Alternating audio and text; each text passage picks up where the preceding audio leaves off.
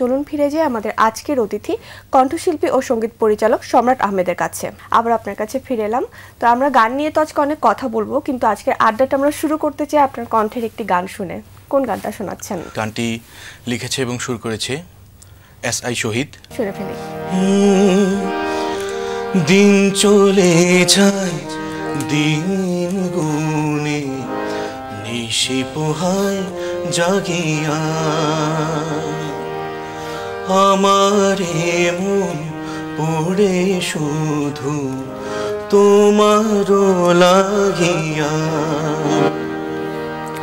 দিন চলে যায় দিন গুনে, নিশি পোহায় জাগিয়া, আমার মন পড়ে শুধু তোমারও লাগিয়া। বলো আর কতদিন আর কত রাত আশায় রব বসিয়া। বলো আর কতদিন আর কত রাত আশায় রব বসিয়া। যেটা বলছিলাম, আসলে গানের সাথে চর্চা তো আপনার সেই ছোটবেলা থেকে।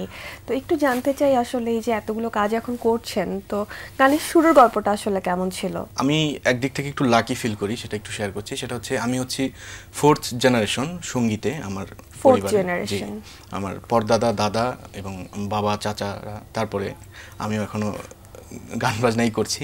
আচ্ছা, তো ওইভাবে শুরু। তো গানের তালিম নিয়েছিলেন কার কাছ থেকে? বাবার কাছ থেকেই। আমার বাবা রাজু আহমেদ, আর তারপর আমার দাদার কাছ থেকেও শেখা উস্তাদ শামসুল হক সাহেব।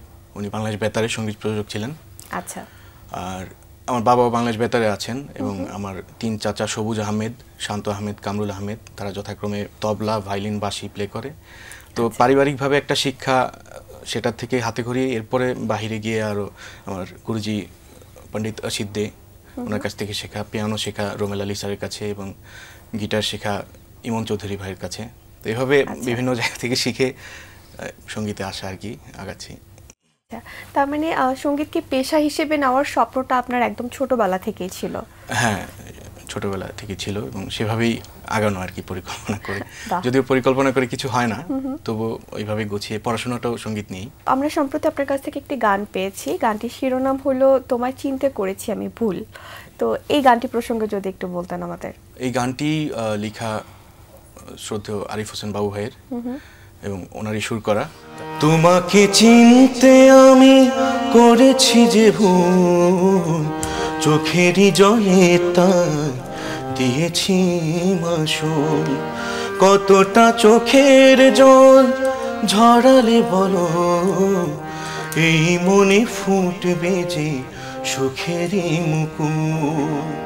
তোমাকে চিনতে আমি করেছি যে ভুল, চোখেরই জলে তার দিয়েছি মাসুল। অল্প করে শোনাচ্ছি।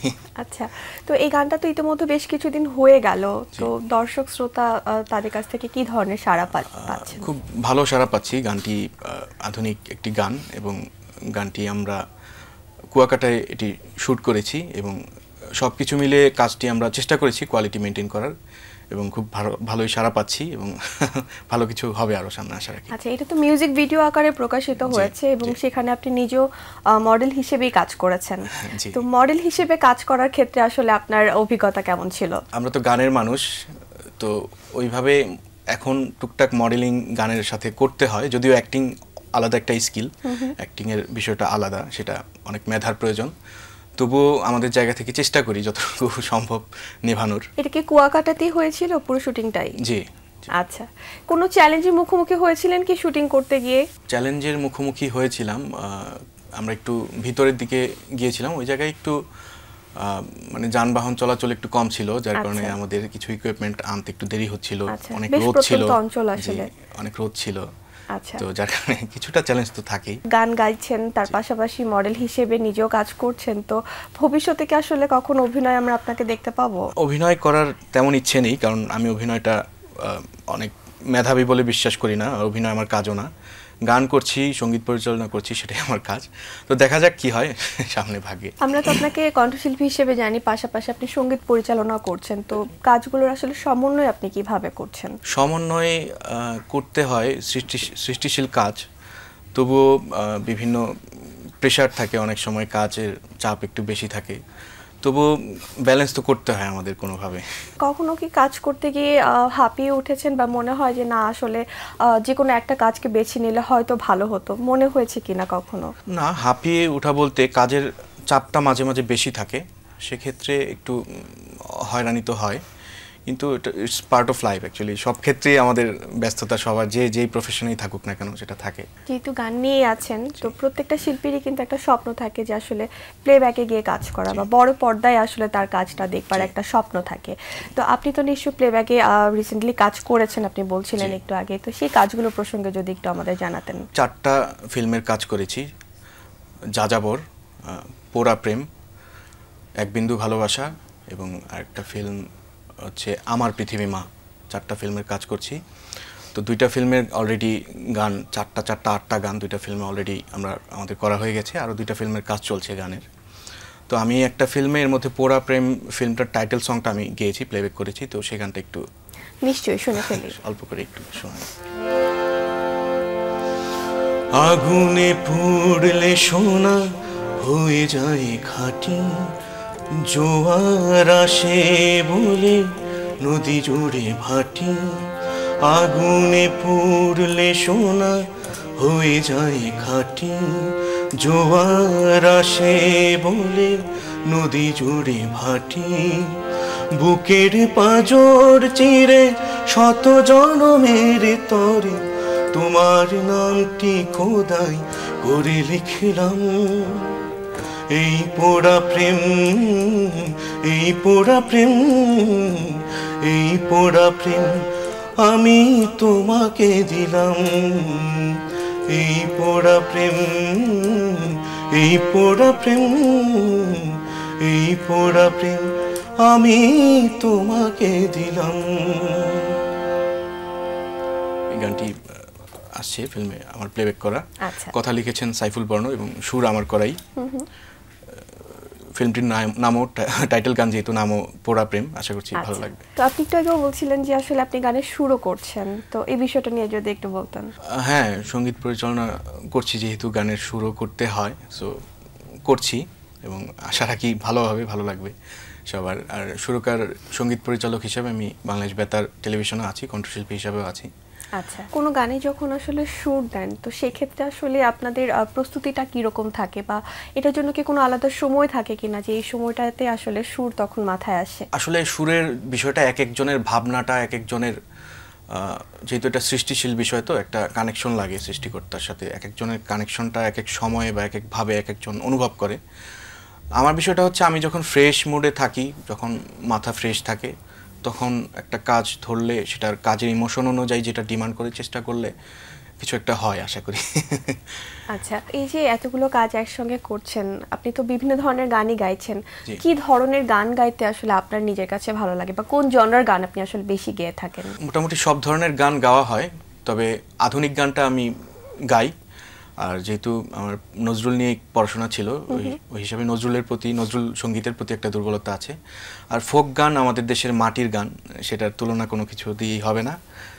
ফোকটাও আমি পছন্দ করি এবং মাঝে মাঝে গাইও। এই যে কাজ করছেন, পরিবার থেকে আসলে আপনি যেহেতু পারিবারিকভাবেই একটা সাংস্কৃতিক আবহের মধ্যেই বড় হয়েছেন, তারপর আপনার কাজগুলো দেখে আপনার পরিবার কি ধরনের সাপোর্ট করে, বা তাদের অনুপ্রেরণাটা আসলে কেমন? সাংগীতিক পরিবারে যেহেতু জন্ম, সাপোর্টটা কম বেশি তো থাকেই, তার উপর একটা দায়িত্ববোধ কাজ করে, একটা চাপ কাজ করে, যে সবাই যেহেতু মিউজিক ইন্ডাস্ট্রিতে আছে এবং আমার ফ্যামিলির সবাই মোটামুটি সঙ্গীত দিয়ে এস্টাবলিশড বাংলাদেশে, তো সেই জায়গা থেকে একটা দায়িত্ববোধ কাজ করে, একটা চাপ থাকে, এক্সট্রা প্রেশার থাকে।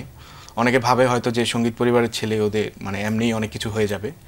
আসলে বিষয়টা এরকম না, আমাদেরও অনেক সাধনার মধ্যে, নিয়মতান্ত্রিক অনেক কিছুর মধ্যে দিয়ে ছোটবেলা থেকে যেতে হয়েছে। পরিশ্রমের আসলে বিকল্প নেই। না, পরিশ্রমের বিকল্প নেই। পরিশ্রম করলে, আর যদি কারো মেধা থাকে, সেটা অবশ্যই একদিন ফলস্বরূপ কিছু প্রকাশ পাবে। এখন তো গ্লোবালাইজেশনের যুগ, তো অনেককে দেখা যায় যে তারা খুব তাড়াতাড়ি ভাইরাল হয়ে যেতে চায় বা ফেমাস হয়ে যেতে চায়, তো এই ব্যাপারটাকে আসলে আপনি কিভাবে দেখেন? গান বাজনাটা একটু এন্টারটেইনমেন্টের দিকে বেশি ঝুঁকছে, হ্যাঁ, মানে সাংগীতিক পরিবেশ বা সুষ্ঠু গান বাজনার চাইতে মনে হয় যে এন্টারটেইনমেন্টটা মানুষ বেশি নিচ্ছে। তো আমার মনে হয় যে ফেমাস হওয়ার পিছনে না ছুটে যদি ভালো গান বাজনা কেউ করতে চায়, সেটা একটা আত্মসন্তুষ্টিও থাকে এবং হচ্ছে যে দিন শেষে ভালো কিছু হয় এক সময় না এক সময়, আমি বিশ্বাস করি। গান নিয়ে আসলে আপনি আর কি স্বপ্ন দেখেন, বা আগামী 5 বছর কিংবা 10 বছর পরে আসলে আপনি নিজেকে কোন জায়গায় দেখতে চাইবেন? চাই যে আমি আরও ভালো কিছু কাজ হোক, আরও বাংলাদেশে ফিল্ম ইন্ডাস্ট্রিটা, সঙ্গীতের আর ফিল্ম ইন্ডাস্ট্রির একটা জায়গা অ্যাটাচমেন্টটা আরও বাড়ুক, ফিল্মের জায়গাটা প্রশস্ত হোক এবং নতুন যারা আছে, যারা ভালো কাজ করছে, আরও বেশি কাজ করার, নিজেকে প্রকাশ করার সুযোগ পাক। তাহলে 5-10 বছর পর আমার মনে হয় ভালো কিছু হবে, সেটা আমার হোক বা আরও সবার ক্ষেত্রেই।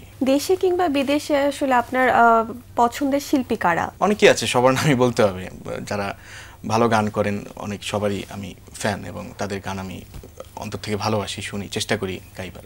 আর দেশের বাইরের শিল্পীদের কথা যদি বলি? দেশের বাহিরে অনেকে আছে, নচিকেতা আছে, সোনু নিগম আছে,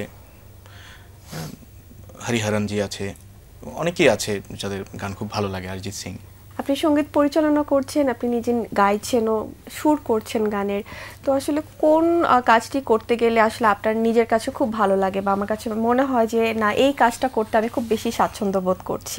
বেসিক্যালি গানটা সুর করা এবং তার মিউজিক অ্যারেঞ্জমেন্টটা, এটা করতে আমি স্বাচ্ছন্দ্য বোধ করি, সেটাই আমার কাজ অ্যাকচুয়ালি। আর গানও গাচ্ছি বিভিন্ন জায়গায়। সামনে আর কি কি কাজ পেতে যাচ্ছে আপনার কাছ থেকে? আরও কাজ আসছে, যেটা বললাম, 4টা ফিল্মের গান আসছে। হ্যাঁ, জি। এছাড়াও আমার আরও নিজের মৌলিক কিছু গান আসছে এবং বেসিক্যালি সবার সাথে তো কাজ হচ্ছে বাংলাদেশে যারা কাজ করছে এই মুহূর্তে। যে মৌলিক গানগুলো আছে সেগুলো কি আসলে আপনি নিজেই সুর করছেন, লিখেছেন? আর না, মৌলিক গানগুলো আমি খুব কমই গানই আমি লিখি, বিভিন্ন গীতিকার অনেকে লিখেছে, যেমন এসআই শহীদ, সাইফুল বর্ণ, মোস্তফা ইকবাল, তারপরে আমাদের অনেকেই আছে, বাউল আকাইদ ভাই, অনেকে গানই করা হচ্ছে। আমরা কথা বলতে বলতে আসলে অনুষ্ঠানের একদমই শেষ পর্যায়ে চলে এসেছি, তো আমরা অনুষ্ঠানটি শেষ করব আপনার কণ্ঠে একটি গান শুনতে শুনতে, কিন্তু তার আগে আমি আমার দর্শকের কাছ থেকে বিদায় নিয়ে আসছি। প্রিয় দর্শক, এতক্ষণ কথা হচ্ছিল অতিথির সঙ্গে, এবার সময় হলো বিদায় নেবার। আমাদের অনুষ্ঠান সম্পর্কে আপনার যে কোনো মতামত ও পরামর্শ জানাতে লিখুন এই ঠিকানায়। প্রযোজক দিন প্রতিদিন, বাংলাভিশন, নূর টাওয়ার, 110 বীরোত্তম সি আর দত্ত রোড, ঢাকা 1205, ফোন 96320303-4। আমাদের ইমেল অ্যাড্রেস dinprotidin@banglavision.tv। জার্মান বিজ্ঞানী আলবার্ট আইনস্টাইনের একটি উক্তি বলে বিদায় নেব আজ। তিনি বলেছেন, 18 বছর বয়সে আমরা যেসব কুসংস্কার সংগ্রহ করি তাই আসলে কাণ্ডজ্ঞান। প্রিয় দর্শক, সবাই ভালো থাকুন, সুস্থ ও সুন্দর থাকুন। আজ সারাদিন সবার জন্য শুভ ও কল্যাণময় হোক। এবার গান। এই গানটি লিখেছে আমার এক বড় ভাই ইফতেখার সুজা, উনি গান লিখেন এবং গানটি সুর করেছি আমি, একটু সেমি ক্লাসিক্যাল প্যাটার্নের গান। আচ্ছা, গানটি আমাদের কম্পোজিশন রেডি আছে, তো গানটি খুব শীঘ্রই রিলিজ হবে, আমি একটু শোনাই। নিশ্চয়ই, শুনে ফেলি।